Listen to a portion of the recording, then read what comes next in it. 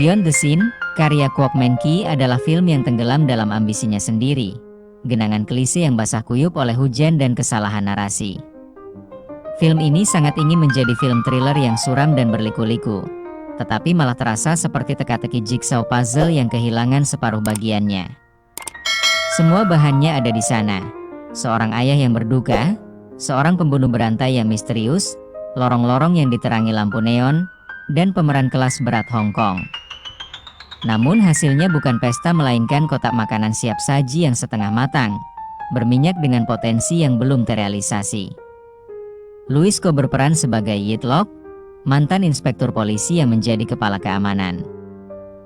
Yang putri remajanya dibunuh secara brutal bersama gadis-gadis lain yang ditandai dengan cacat di kaki kiri mereka.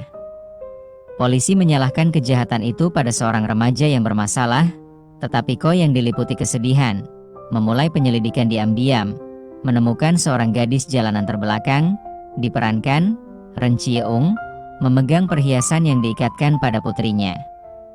Sementara itu, seorang gadis lain, putri seorang politisi yang bandel, lolos dari cengkeraman si pembunuh, mengungkap jaringan eksploitasi.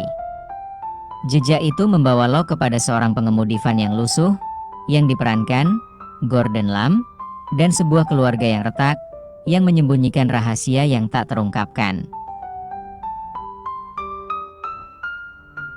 Hong Kong, masa kini.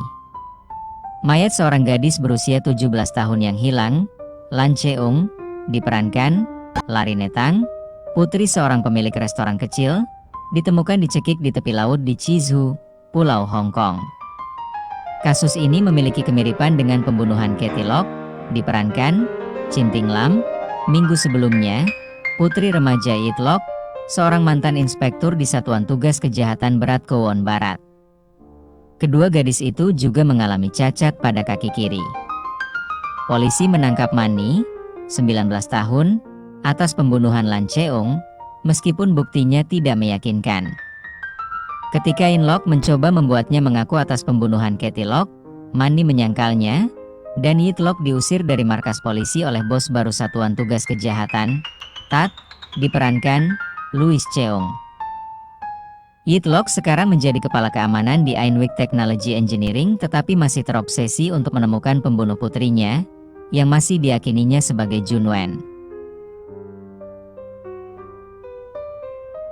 Dia secara teratur diberi informasi polisi oleh mantan bawahannya Kitty, diperankan Venus Wong, meskipun Kitty selalu menasihatinya untuk tidak terlalu impulsif.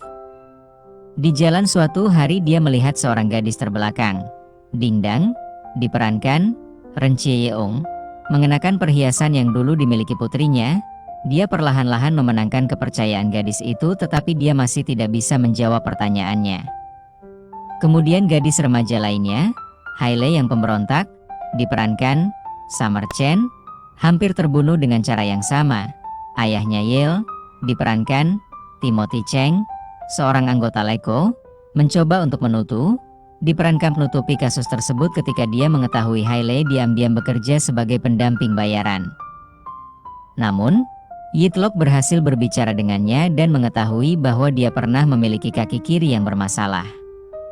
Yit Lok memberitahu Kitty untuk memeriksa semua wanita Hong Kong berusia 15 hingga 21 tahun dengan kaki kiri yang cacat, tetapi Tat menyuruhnya untuk mengabaikannya. Dalam perjalanannya ke bandara malam berikutnya, Hailey dijemput oleh pengemudi van yang sama, yang sebelumnya mencoba mencekiknya.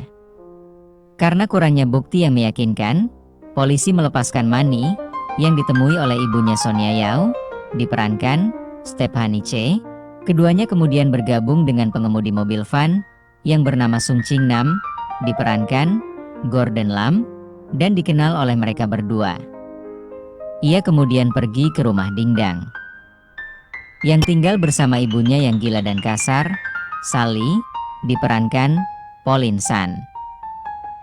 Saat ia berada di sana, Yit Lok, yang telah melacaknya, tiba-tiba datang.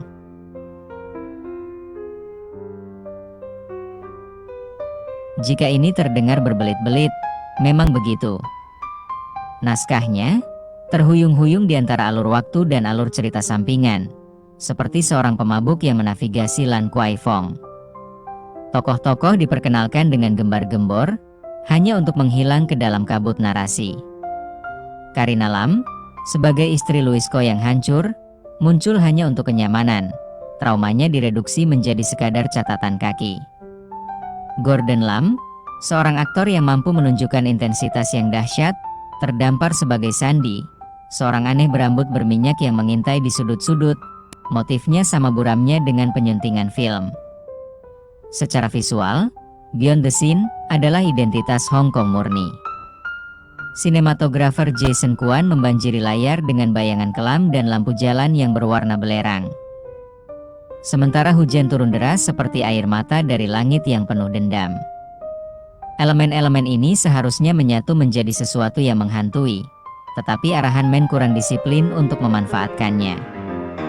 Adegan-adegan berputar tiba-tiba di antara alur waktu, membingungkan tanpa menghargai kesabaran penonton. Urutan interogasi awal dipotong dengan kilas balik Putriko yang bermain piano. Metafora yang berlebihan untuk harmoni yang hancur, tetapi efeknya kurang puitis daripada shock.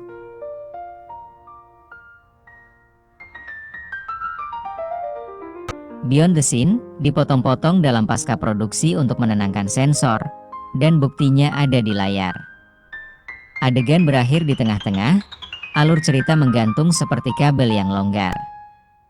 Arus bawah yang mengerikan, yang disinggung dalam diskusi tentang pelacur remaja, dan keluarga yang kasar, terasa disanitasi, sehingga kekerasan tetap ada tanpa konteks.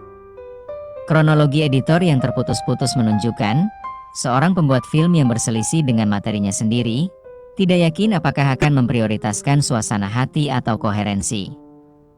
Beyond the Scene bukannya tanpa kelebihan. Visual Jason Kwan sangat suram, dan perubahan yang lembut dan meresahkan sebagai dingdang yang cacat. Namun, titik-titik terang ini tenggelam dalam kegelapan film. Kwok, asisten sutradara lama, jelas telah mempelajari para ahli. Namun debutnya tidak memiliki kendali untuk menyeimbangkan gaya dan cerita.